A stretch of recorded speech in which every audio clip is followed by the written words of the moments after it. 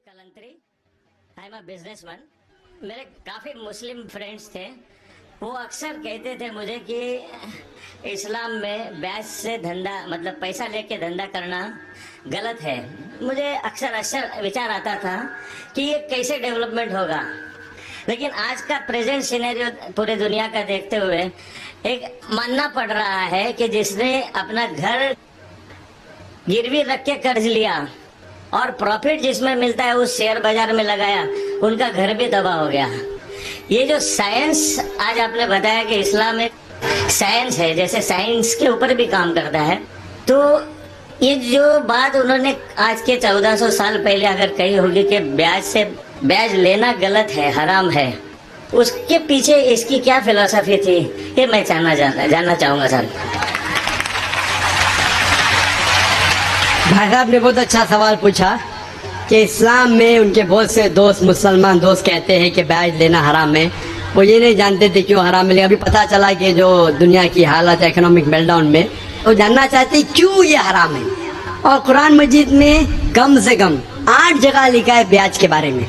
तो ब्याज लफ्ज़ है अरबी में रिबा, सूरह निसा में, सूरह इमरान में, और कहा गया है सूरह बकरा में सूरह नंबर 2 आयत नंबर 270 to 279 में कि आप ब्याज से दूर हो, और जो कोई ब्याज से दूर नहीं होगा अल्लाह और अल्लाह के रसूल उन पर ऐलान जंग करेंगे। ब्याज इतनी बुरी बात है, गुनाह कबीरा है, और गुनाह कबीरा में इमाम अज़हबी ने उसे 11वें नंबर पे रखा। 70 गुनाह कबीरा में 11वें नंबर पे रखा। भाई साहब पूछे क्यों बुरा है? क्योंकि ब्याज से अमीर आदमी और अमीर होता है, गरीब आदमी और गरीब बनता है। अमीर आदमी और अमीर होता है, गरीब आदमी और गरीब बनता है। आमतौर पे आप जब लोन लेने जाएंगे तो गरीब आदमी को लोन कहाँ मिलता है? तो अमीर आदमी बताएगा मेरे पास ये, मेरे पास वो है, तो उसको लोन मिलता है। तो अमीर और अमीर बनता है, गरीब और गरीब बनता है। इसीलिए कुरान में सूरह अल हशर में सूरह नंबर 59 आयत नंबर 7 में अल्लाह फरमाते कि ज़कात दो ताकि दौलत इंसानों के बीच घूमे, सिर्फ अमीरों में नहीं रहे। और ब्याज से क्या होता है? इन इस्लामिक फिलॉसफी हम कहते हैं प्रॉफिट एंड लॉस शेयरिंग, मुनाफा और नुकसान को हम बांटेंगे।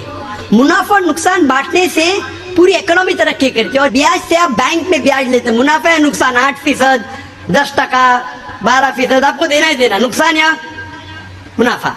लेकिन तो आप देखते शेयरिंग ऑफ द रिस्पॉन्सिबिलिटी, अगर नुकसान हुआ तो हम नुकसान शेयर करेंगे, प्रॉफिट हुआ प्रॉफिट शेयर करेंगे।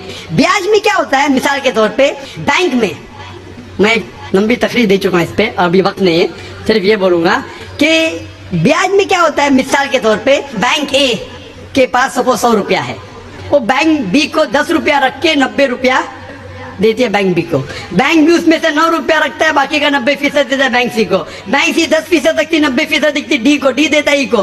तो लोग कहते हैं मार्केट में हजारों रुपये है कितने? 100 रुपया। तो आज की तहकीक कहते हैं मार्केट में फ्लोट हो रहा है $6 ट्रिलियन, है तो कुछ नहीं, बहुत कम फ्लोट हो रहा है $6 ट्रिलियन। एक जन बैठता है, सब लोग बैठने शुरू होते हैं। लीमैन ब्रदर्स, कौन सोच सकता था कि लीमैन ब्रदर नंबर 1 बैठ जाएगा?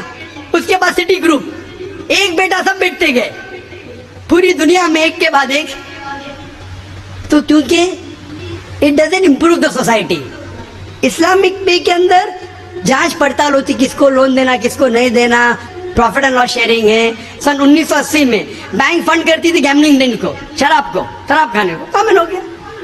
इसके बारे में अगर तकरीर मेरी सुनेंगे, interest free economy promulgated by the Quran, रिबा किस तरीके से हराम है, उसके ऊपर तकरीर मैंने की है। अगर वो सुनेंगे उसमें और डिटेल में मैं तज़किरा कर रहा हूँ क्यों इंटरेस्ट हराम है।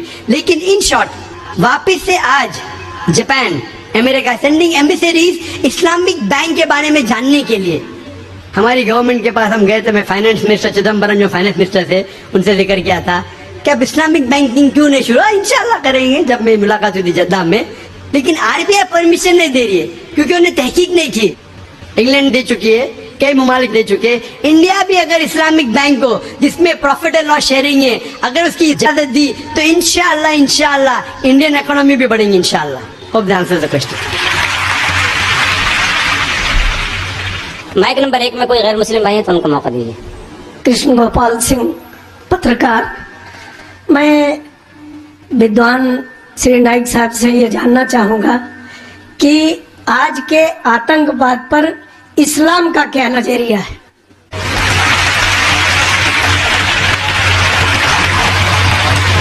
भाई साहब ने सवाल किया है कि आज के आतंकवाद पर इस्लाम का क्या नजरिया है, और मैंने एक तकरीर की है अंग्रेजी में भी, इस टेररिज्म मुस्लिम मोनोपोली, और पूना में भी उर्दू में, हिंदी में।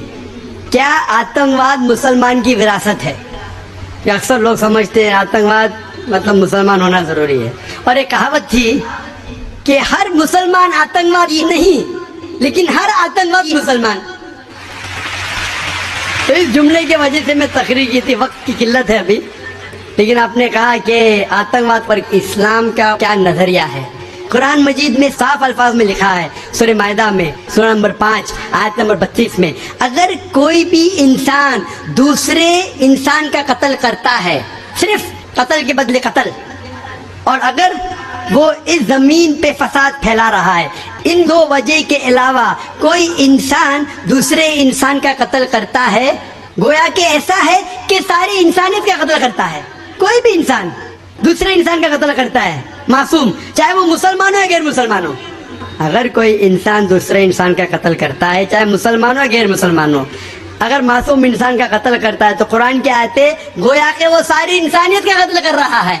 और अगर वो एक मासूम इंसान की जान बचाता है, चाहे मुसलमान या गैर मुसलमान हो, गोया कि वो सारी इंसानियत की जान बचा रहा है। तो मुख्तसर सा ये जवाब है, अगर कोई मासूम लोग का कत्ल कर रहा है, इस्लाम में हराम है। मिसाल के तौर पे 9/11 3,000 से ज्यादा लोग का कत्ल हुआ ट्विन टावर के अटैक में। तो लंदन बॉम्बिंग में 50 से ज्यादा लोग मरे। तो बॉम्बे के अंदर 10 बम ब्लास्ट हुआ, 180 से ज्यादा लोग मरे। मासूम इंसान का कत्ल करना हराम है। ये सारे जितने अटैक्स है, किसने क्या मैं जानता नहीं हूँ। मीडिया कहती हो सकता है मुसलमान, मेरे पास कोई सबूत नहीं है। जिसने भी किया उसने गलत किया, चाहे वो मुसलमान ने किया गैर मुसलमान ने किया। लेकिन अब तक ये सारे अटैक्स का कोई सबूत नहीं है कोई भी गवर्नमेंट के पास, ना यूएसए के पास, ना यूके के पास, ना इंडिया के पास। प्राइम सस्पेक्ट कहते हैं। लेकिन जिसने भी ये कत्ल किया, चाहे मुस्लिम है गैर मुस्लिम है, वो हराम है। लेकिन साथ साथ मुझे ये भी कहना है कि हजारों लोग जब अफगानिस्तान में उनका कत्ल हुआ बॉम्ब के जरिए, प्लेन के जरिए बॉम्ब गिराए गए, वो बॉम्ब जाके नीचे और बॉम्ब बनते हैं। इराक में लाखों लोग का कत्ल हुआ, अफगानिस्तान में, इराक में, ये बड़े दहशतगर्द है। और हजारों लोग का कत्ल किया जो गुजरात में हुआ। जब हम कहते हैं कि 9/11 को आप गलत कहो, ट्रेन बॉम्बिंग इन लंदन गलत कहो, जो बॉम्बिंग बॉम्बे में हुई वो गलत है, उसके साथ साथ ये भी कहो कि अफगानिस्तान में लाखों लोग का कत्ल हुआ वो भी गलत है, इराक में जो लाखों लोग का कत्ल हुआ वो भी गलत है, जो मासूम लोग का कत्ल हो रहा है पैलेस्टाइन में वो भी गलत है। हमें डबल स्टैंडर्ड नहीं करना चाहिए। पैलेस्टाइन में हो रहा है, मासूम लोग का कत्ल हो रहा है, बच्चे लोग का कत्ल किया जा रहा है, वो यूएनओ नहीं बोलती है दहशतगर्द। क्यों? Double standard. तो जो भी मासूम इंसान का कत्ल कर रहा है, चाहे वो मुसलमान या गैर मुसलमान हो, वो दोषी है और हराम है। इस्लाम इसकी सख्त मुखालिफत करता है। नमस्कार साहब, मैं कांति भाई गांधी, चेयरमैन शास्त्रीय पार्वम सेंटर। मेरा सवाल सिर्फ एक ही है, जिहाद का एक्चुअल में क्या है? और जिहाद के नाम पे जम्मू कश्मीर में जो आज खून खराबा हो रहा, उसके ऊपर आपकी प्रतिक्रिया क्या है? भाई साहब ने एक बहुत अहम सवाल पूछा। आज की तारीख में सबसे बदनाम लफ्ज इस्लाम में है, वो है लफ्ज जिहाद। और जिहाद के बारे में सबसे ज्यादा गलतफहमी है, सिर्फ गैर मुसलमानों को नहीं, मुसलमानों को भी। अक्सर लोग समझते हैं कि जिहाद की मानी कोई भी मुसलमान अगर झगड़ा कर रहा है, लड़ाई कर रहा है, चाहे जाती फायदे के लिए हो, चाहे अपने नाम के लिए हो, चाहे जमीन के लिए हो, चाहे पैसा के लिए हो, वो है जिहाद। जिहाद के मानी ये नहीं कि कोई भी मुसलमान कोई भी वजह से लड़ाई कर रहा है, चाहे माल के लिए हो, चाहे नाम के लिए हो, चाहे जगह के लिए हो। जिहाद की मानी वो अरबी लफ्ज आता है जहदा से, मानी जिद्दोजहद, टू स्ट्राइव, टू स्ट्रगल। इस्लाम के पस मंजर में जिहाद की मानी है अपने नफ्स से जिद्दोजहद करना, इविल इंक्लिनेशन के अगेंस्ट। जो अपना नफ्स बुरे चीजें चाहता है, अपने नफ्स के खिलाफ जिद्दोजहद करने को कहते हैं जिहाद। अगर आप माशरे को सुधारने के लिए जिद्दोजहद कर रहे, उसे कहते हैं जिहाद। अगर आप सेल्फ डिफेंस में लड़ रहे हैं, उसे कहते हैं जिहाद। अगर आप ऑपरेशन के खिलाफ झगड़ा कर रहे हैं, उसे कहते हैं जिहाद। जिहाद की मानी है जिद्दोजहद करना। और अक्सर मीडिया में कहा जाता है जिहाद के मानी होली वॉर। सिर्फ गैर मुसलमान ने, कई मुसलमान भी इन्वर्टेड कॉमर्स में अपने आप को स्कॉलर समझते हैं, जिहाद का तर्जुमा करते होली वॉर। बिल्कुल गलत है। होली वॉर अरबी में हर्ब मुकद्दसा, और आप कुरान मजीद उठाओ, कहीं भी कुरान मजीद में हर्ब मुकद्दसा नहीं लिखा है, कोई भी हदीस में नहीं लिखा है। जिहाद के मानी होली वॉर नहीं है, पाक जंग नहीं है। ये लफ्ज होली वॉर सबसे पहले इस्तेमाल किया गया था क्रिश्चियन क्रूसेडर्स के लिए। जब क्रिश्चियन क्रूसेडर्स क्रिश्चियनिटी के नाम पे हजारों लोग का कत्ल किए, उसे कहते थे होली वॉर। आज वो इस्तेमाल हो रहा है मुसलमान के लिए। जिहाद डजंट मीन होली वॉर। आपने कहा कि कश्मीर में जो हो रहा है, मारना, लड़ना, झगड़ना, क्या जिहाद है? अगर वो जिद्दोजहद कर रहे हैं कुरान और हदीस के मुताबिक, अपने नफ्स के खिलाफ, जो गलत चीज है उसके खिलाफ, माशरे को सुधारने के लिए, तो वो सही जिहाद है। और जिहाद दो किस्म के होते हैं। एक होता है जिहाद फी सबीलिल्लाह, अल्लाह के राह में जिहाद, जो कुरान और हदीस के मुताबिक है। दूसरा जिहाद है जिहाद फी सबीलिल्लाह शैतान, तो शैतान के राह में जिहाद करना। जिद्दोजहद कर रहे हैं माशरे को बिगाड़ने के लिए, उसे कहते हैं जिहाद फी सबीलिल्लाह शैतान। हर मुसलमान को करना चाहिए जिहाद फी सबीलिल्लाह, जिद्दोजहद कुरान और सही हदीस के मुताबिक। कश्मीर में क्या हो रहा है, मैंने कोई इंटरव्यू लिया नहीं उनका, जो मैं प्रेस में सुनता हूँ, मैं इसकी तहकीक नहीं किया हूँ। कुरान में लिखा है सूरह हुजुरात में, सूरह नंबर 49 आयत नंबर 6 में, जब भी कोई मालूमात आप तक पहुँचती है उसकी तहकीक करो तीसरे को पहुँचाने के पहले। मैं तहकीक नहीं किया हूँ, इसलिए कह नहीं सकता हूँ कौन सा जिहाद है। लेकिन ये जो लड़ने झगड़ने की बात हो रही है, जो लोग अक्सर मुसलमान को दोषी ठहराते हैं, मैं आपसे पूछना चाहता हूँ, क्या आपने महाभारत पढ़ी? महाभारत में लड़ने झगड़ने की मंत्रा कुरान से कई गुना ज्यादा है। महाभारत में लड़ने के श्लोक, मंत्रा कुरान मजीद से कहीं ज्यादा है। भगवत गीता, भगवत गीता एक महाभारत का हिस्सा है, 18 जुज, 18 चैप्टर्स अनुशासन पर्व के, जिसमें श्री कृष्ण अर्जुन को एडवाइस देते हैं, समझाते हैं। जब हम पढ़ते हैं भगवत गीता चैप्टर नंबर 1 मंत्रा नंबर 43 से 46 तक के, अर्जुन कहता है, अपनी जो हथियार है जमीन पे रख के अर्जुन कहता है कि मैं इस मैदान जंग में निहत्था मरने को पसंद करूंगा बनिस्बत अपने रिश्तेदारों से लड़ूं और झगड़ा करूं। चंद श्लोक बाद Bhagavad Gita chapter number 2 verse number 2 और 3 श्री कृष्ण कहते हैं, Arjun how can you be so important. Hindi में तर्जुमा करूंगा, आप नपुंसक कैसे बन गए? क्षत्रिय का धर्म है लड़ना, और आप अगर लड़ेंगे तो आप जाएंगे स्वर्ग में। भाग्यवान है वो क्षत्रिय। Bhagavad Gita chapter number 2 verse number 31, भाग्यवान है वो क्षत्रिय जिसको लड़ने का मौका मिलता है। तो क्या भगवत गीता गलत है? इस पस मंजर में हम जानते हैं कि यहाँ श्री कृष्ण कह रहे अर्जुन से हक के लिए लड़ो। मैं अगर ये कहूंगा कि भगवत गीता कहता है, श्री कृष्ण कहते हैं कि अपने रिश्तेदारों का कत्ल करो, ये शैतानी हरकत है, पस मंजर के खिलाफ है। अगर मैं ऐसा कहूंगा कि श्री कृष्ण कह रहे अर्जुन से रिश्तेदारों का कत्ल करो, तो ये शैतानी हरकत है। मैं तालिब इल्म हूँ इस्लाम और दिगर मज़हब का, मैं भगवत गीता पढ़ चुका हूँ। इसका पस मंजर ये है, श्री कृष्ण कह रहे कि हक के लिए, सच्चाई के लिए लड़ो, चाहे वो आपके रिश्तेदार हो, तो सही है। उसी का जिक्र कुरान में है। जितने आयत अरुण शूरी और जो इस्लाम के एनिमीज हैं जो कोट करते हैं, पस मंजर में वो हक की लड़ाई है।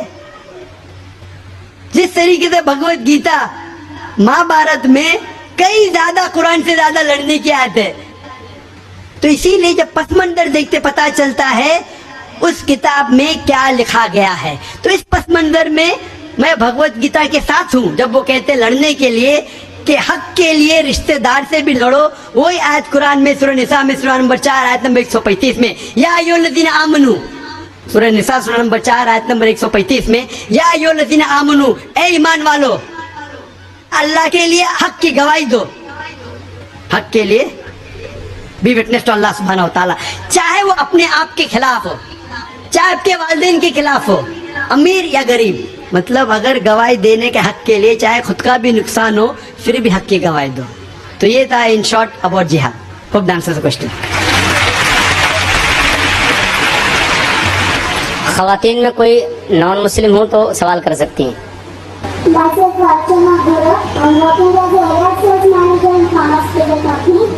I wanted to ask you a question. जो 5 टाइम की नमाज बोली गई है वो अलग अलग वक्त पे इंसानी जहन और जिस्म पर क्या क्या इफेक्ट डालती है या क्या क्या असर करती है, और ये नमाज का तरीका उसको भी आप थोड़ा सा एक्सप्लेन करिए जो साइंटिफिकली बैकग्राउंड हो। Thank you. One question at time, एक सवाल। आपने 4-5 सवाल, हर सवाल के ऊपर एक तकरीर दे सकता हूँ मैं माशाल्लाह। बहन ने सवाल किया कि नमाज 5 वक्त है, क्यों है, उसके क्या असरात है, क्या फायदे हैं, किस तरीके से पढ़ना चाहिए। हर सवाल पे एक तकरीर कर सकता हूँ। अल्लाह सुब्हानहू व तआला ने नमाज मुसलमानों पे फर्ज किया है ताकि जिस तरीके से डॉक्टर कहते हैं कि इंसान को अच्छी सेहत रखने के लिए कम से कम 3 बार खाना खाना चाहिए, उसी तरीके से अल्लाह सुब्हानहू व तआला हमारे खालिक है। अल्लाह ने कहा है कि कम से कम 5 बार नमाज पढ़ो। इतनी बुराइयां हैं, इतनी गलत चीज है। और मैं तकरीर किया हूँ सलाह द प्रोग्रामिंग टुवर्ड्स राइचियसनेस, सलाह किस तरीके से इंसान को सही रास्ते पे रखती है। तो सही रास्ते पे रखने के लिए हाई चांसेस है, हाई पॉसिबिलिटीज है, इम्कानात है कि हम इतनी बुराई देखते हैं, वी कैन गेट डीप्रोग्राम। तो रीप्रोग्राम करने के लिए कम से कम 5 वक्त जरूरी है इंसान को नमाज पढ़ने के लिए। इसके क्या फायदे हैं? कई सैकड़ों फायदे हैं। वक्त की किल्लत होने की वजह से चंद फायदे बयान करूंगा। We can give a lecture only on the scientific benefits. आज साइंस कहती है कि जब हम सलाह पढ़ते हैं सबसे बेहतरीन जो सलाह का पोस्चर है वो है सुजूद, सजदा। इसीलिए कुरान मजीद में 92 टाइम्स सजदा का जिक्र है, सबसे बेहतरीन। और आज साइंस ये कहती है द हाई पॉसिबिलिटीज ऑफ चिलबेन्स, मुंह की बीमारी आ सकती है। जब हम सजदा करते हैं तो extra flow of blood supply into the face, और खून दौड़ता है मुंह की तरफ। लेस चांसेस ऑफ हैविंग चिलबेन होने के इम्कानात कम हैं। अगर कोई इंसान को बीमारी है साइनसाइटिस की, जब हम सजदा करते हैं the sinuses flow out, ethmoidal sinus, frontal sinus, maxillary sinus, ये सब ड्रेन होता है। और जब हम सजदा करते हैं there is less chances of bronchitis because the bronchial tree get drained out. उसके बाद आज साइंस ये कहती है आमतौर पर जब हम सांस लेते हैं सिर्फ 2/3, 2/3 हिस्सा, 2/3 एयर एक्सेल आउट होती है, हम बाहर फेंकते हैं, और 2/3 एयर नहीं लेते हैं। 1/3 air is called as residual air. जब हम सजदा करते हैं एब्डोमिनल विसरा, जो पेट के जो आधा है, वो डायफ्राम को प्रेस करते हैं, डायफ्राम प्रेस करता है लोअर लोब्स ऑफ लंग, फेफड़े को। ये बाकी 1/3 एयर भी एक्सेल आउट होती है और न्यू फ्रेश एयर अंदर आती है। Less chances of disease of the lungs. The abdominal viscera there is increase blood supply, there is less chances of piles. मैं इसके ऊपर तकरीर कर सकता हूँ। जब हम रुकू करते हैं, सजदा करते हैं, ऊपर नीचे बैठते हैं, there is less chances of having disease of the spinal cord. जब हम ऊपर नीचे जाते हैं the blood supply, calf is known as the external heart. Calf जो है हमारे पैर का नीचे का हिस्सा, जब हम ऊपर आते हैं तो blood supply to the lower part of the body is given. ऐसे कई साइंटिफिक बेनिफिट्स है, और जानने के लिए आप मेरी तकरीर सुनिए, सलाह द प्रोग्रामिंग टू राइचियसनेस। लेकिन हम मुसलमान ये साइंटिफिक बेनिफिट के लिए नहीं पढ़ते। अल्लाह और अल्लाह के रसूल ने कहा नमाज पढ़ो, हम पढ़ते हैं। ये साइंटिफिक बेनिफिट साइड डिशेज है, साइड डिशेज है जो गैर मुसलमान को शायद मुतासिर करे। हमारी बिरयानी मेन कोर्स मील है अल्लाह को राजी करने के लिए, अल्लाह का शुक्र अदा करने के लिए, अल्लाह से हिदायत पाने के लिए।